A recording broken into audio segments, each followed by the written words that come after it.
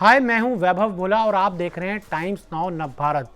Indian Premier League कहें या हिंदुस्तान की या पूरी दुनिया की सबसे बड़ी या सुपर हिट क्रिकेट लीग एक बार फिर अब और बड़ी होने जा रही है। एक बार फिर आपको आईपीएल में 10 टीमें नज़र आने वाली हैं। 2008 में जब पहली बार आईपीएल खेला गया था तो जो उसकी सबसे महंगी टीम थी वो मुंबई इंडियंस अराउंड 500 करोड़ के आसपास बिकी थी। लेकिन इस बार आईपीएल की जो सबसे महंगी टीम बिकी है वो 7000 करोड़ की बिकी है। यानी कि आप खुद अंदाज़ा लगा सकते हैं कि लगभग 14 गुना ज़्यादा इन 13 सालों में आईपीएल की टीम की एक कॉस्ट हो गई है। तब 500 करोड़ और आज के समय 7000 करोड़। तो बहुत सारे लोग ये जानना चाहते हैं कि जब फ्रेंचाइजी जो होती हैं, जो ओनर्स होते हैं टीम के, वो 7000 करोड़ इन्वेस्ट करते हैं सिर्फ पहले तो टीम खरीदने पे, उसके बाद पहले तो 85 करोड़ होता था कि जो आपको 85 करोड़ मिलता था एक पर्स कि आप 85 करोड़ में प्लेयर्स खरीद सकते थे, लेकिन इस बार वो बढ़कर 90 करोड़ हो गया। तो 7000 करोड़ ये, 90 करोड़ ये, और उसके बाद जो प्लेयर्स को आप ट्रैवल करवाते हैं, जो प्लेयर्स को आप होटल्स में रुकवाते हैं, जो स्टाफ टीम, जो आपका एक इतना बड़ा स्टाफ का पूरा स्क्वाड होता है जिसमें कोच होते हैं, टीम डायरेक्टर होते हैं, यानी कि आप मान के चलिए और 50-60 करोड़ रुपये। तो ये फ्रेंचाइजीज के पास इतना पैसा आता कहाँ से है? क्या ये जो आपने 7000 करोड़ लगा दिए तो उसके बाद क्या कुछ उसका रिटर्न मिलेगा कि नहीं? ये जो 7000 करोड़ है पूरी तरीके से बर्बाद हो जाएंगे। और दूसरी चीज़ ये, रिटेंशन पॉलिसी के बारे में भी काफ़ी ज़्यादा बात हो रही है इस बार कि रिटेंशन पॉलिसी एक नई सामने आई है, तो उसके बारे में आज बात करेंगे। देखिए, सबसे पहले तो बात करते हैं जो फ्रेंचाइजीज पैसे इन्वेस्ट करती है। जैसे फॉर एग्जांपल अभी गोयनका ग्रुप ने 7000 करोड़ में लखनऊ की टीम खरीदी, तो उनके पास वो पैसा कहाँ से आएगा? देखिए, सबसे पहले तो ये होता है कि आपको ये जो 7000 करोड़ होते हैं या जो भी आईपीएल की फीस होती है वो आपको एक गो में नहीं देनी होती। ये फीस आपको 10 साल में देनी होती है। यानी कि हर साल गोयनका ग्रुप को देना होगा 700 करोड़ या जो भी 7090 करोड़ के आसपास वो फीस है, तो 709 करोड़ के आसपास उनको हर साल देना होगा। और उसमें से देखिए वापस पैसा कैसे मिलता है।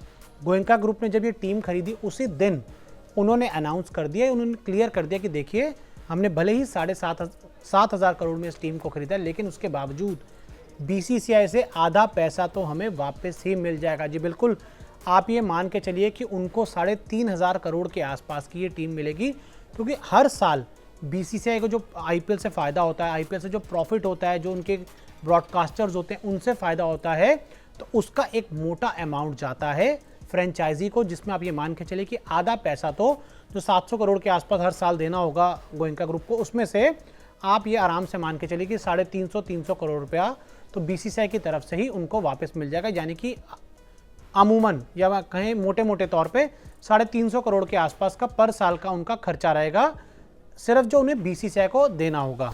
उसके अलावा जो प्लेयर्स के लिए आप 90 करोड़ खर्च करेंगे और फिर जो आपके बाकी खर्चे होते हैं तो वो कहाँ से लेंगे? देखिए, अभी बात करते हैं, एग्जाम्पल लेके चलते हैं, गोयनका ग्रुप का एग्जाम्पल लेते हैं कि जब आईपीएल इस बार भारत में होगा, कोविड के केसेस अगर पूरी तरीके से कंट्रोल रहे, तो बीसीसीआई के जो प्रेसिडेंट है सौरव गांगुली ने कह ही दिया कि आईपीएल इस बार हिंदुस्तान में होगा और फुल कैपेसिटी के साथ भी हो सकता है। तो लखनऊ का स्टेडियम इतना बड़ा स्टेडियम है, हज़ारों कैपेसिटी के फैंस वहाँ जा सकते हैं। तो जब वो एक मैच देखने, एक मैच की अगर मैं बात करूँ, एक मैच के टिकट से आप अराउंड 2 से 3 करोड़ रुपये आसानी से कमा सकते हैं। और होम में आप मैचेस खेलते हैं अराउंड, पहले तो 7 होते थे, अब ये मैचेस बढ़ जाएंगे, तो उसमें भी आपको काफ़ी ज़्यादा फ़ायदा होगा। यानी कि टिकट विंडो से भी आपकी कमाई बहुत ज़्यादा बढ़ जाएगी।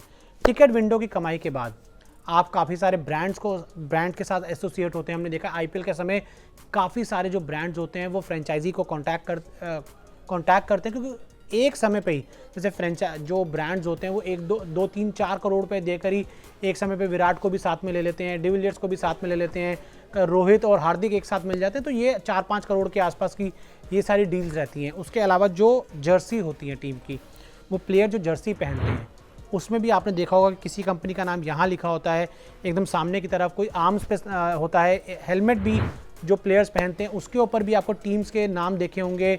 पूरी तरीके से आप ये मान के चलिए कि ऊपर से लेकर नीचे तक खिलाड़ियों ने जूते तक भी पहन रखे होते हैं, वो भी स्पॉन्सर्स होते हैं।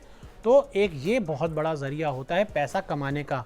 ऐड छूट एक बहुत बड़ा ज़रिया होता है पैसा कमाने का। आप जो जितने भी कॉन्ट्रैक्ट्स करते हैं बड़ी बड़ी कंपनियों के साथ, आपने देखा होगा कि एड्स लगातार चलते रहते हैं, तो ये भी एक बहुत बड़ा ज़रिया होता है पैसा कमाने का। और उसके बाद ओवर द ईयर्स हमने देखा है कि कैसे कैसे जो आईपीएल की फ्रेंचाइजी की ब्रांड वैल्यू होती है वो लगातार बढ़ती जाती है। तो पहले देखिए आपको 10 साल आपको ये फीस देनी होती है, उसके बाद ये तो ये फीस भी माफ़ हो जाती है, तो यानी कि आगे चल के आपको फिर पैसा भी नहीं देना होता। आपकी जो टीम होती है ये खुद की आपकी टीम हो जाती है। जो आप ये 7,000 करोड़ होगा, आप जब 10 साल तक ये पैसा को दे देंगे, उसके बाद जो आपको कुछ भी पैसा फिर as a franchisee fee BCCI को नहीं देनी होगी। तो उसके बाद आपकी टीम अपनी होगी, तब तक आगे चल के, आज भले ही 2022 में शुरुआत होगी तो 2032 तक आप मान के चलिए कि आईपीएल की जो टीम की वैल्यूज़ है कितनी पहुंच जाएगी। तो उसके बाद आपका जो वैल्यू है बढ़ती जाएगी, आपकी टीम की वैल्यू बढ़ती जाएगी, और फिर आपको जो फीस होती है तो वो भी नहीं देनी होगी, तो आप पूरी तरीके से प्रॉफिट में रहेंगे। अब बात करते हैं आईपीएल की रिटेंशन।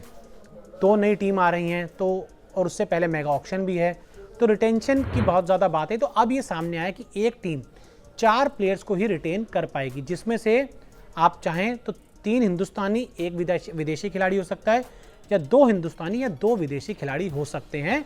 तो ये रिटेंशन पॉलिसी फिलहाल सामने आई है कि आप ये कर सकते हैं। तो यानी कि अगर मान लीजिए मुंबई इंडियंस की हम बात करते हैं, उन्होंने रोहित शर्मा को रिटेन कर लिया, ये मैं अपने तौर पे एक एग्जांपल के तौर पे बात कर रहा हूँ, जसप्रीत बुमराह को रिटेन कर लिया, हार्दिक पांड्या को रिटेन कर लिया, सूर्य कुमार यादव को रिटेन कर लिया ने, हाँ नहीं, लेकिन इसमें से मैंने तो 4 हिंदुस्तानी खिलाड़ियों के नाम ले लिए, तो उसमें से चलिए सूर्य को बाहर कर देते हैं, किरण पोलार्ड को अंदर ले आते हैं, तो उन्होंने 4 खिलाड़ी रिटेन कर लिए।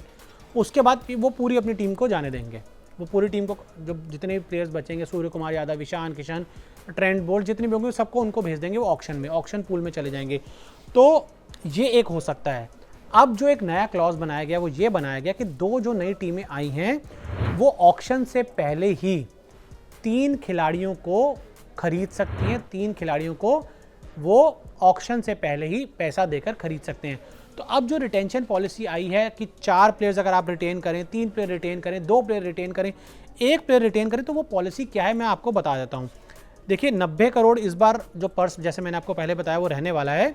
अगर आप 4 प्लेयर रिटेन करते हैं, यानी कि आप 4 प्लेयर्स, जो बीसीसीआई ने आपको मैक्सिमम अलाउ किया है, 4 प्लेयर्स अगर आप रिटेन करते हैं तो आपके पर्स से खर्च होंगे 42 करोड़ रुपए। जिसमें जो पहला आपका आइकन प्लेयर होगा उसको आपको 16 करोड़, दूसरे प्लेयर को 12 करोड़, तीसरे प्लेयर को 8 करोड़ और चौथे प्लेयर को देने होंगे आपको 6 करोड़ रुपए। उसके बाद नीचे आते हैं, अगर आप 3 प्लेयर्स को रिटेन करते हैं तो उसमें आपको खर्च करने होंगे 33 करोड़ रुपए। ये इसका मतलब ये नहीं कि सभी को 11-11 करोड़ मिल जाएंगे। पहला प्लेयर, जो पहला आप आइकॉन आपका प्लेयर होगा उसको 15, फिर दूसरा जिसको आप सेलेक्ट करेंगे दूसरे नंबर पे उसको 11, तीसरे नंबर पे आप सेलेक्ट करेंगे उसको मिलेंगे 7 करोड़।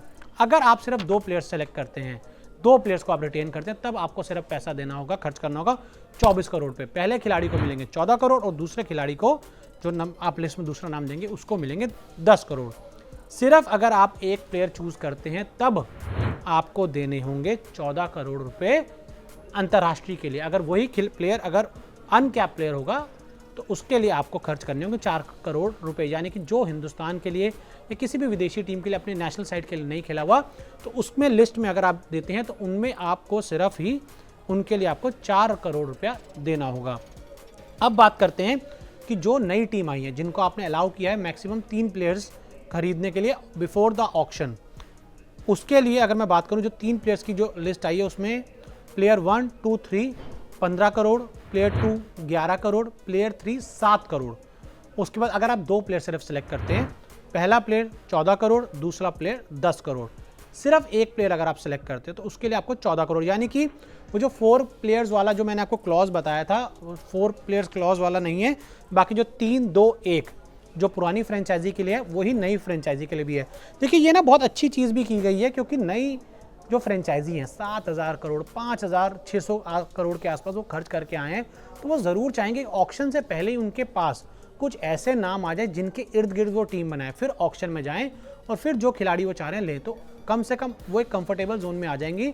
वरना कई बार ये होता है कि ऑक्शन में, मतलब कहीं जैसे फॉर एग्जांपल मान लीजिए लखनऊ की टीम है, अगर वो मयंक अग्रवाल को लेना चाह रही है, अगर पंजाब ने उनको रिलीज़ किया, मयंक अग्रवाल को लेना चाह रहे हैं, तो मयंक अग्रवाल में मान लीजिए बोली 20 करोड़ तक चली गई।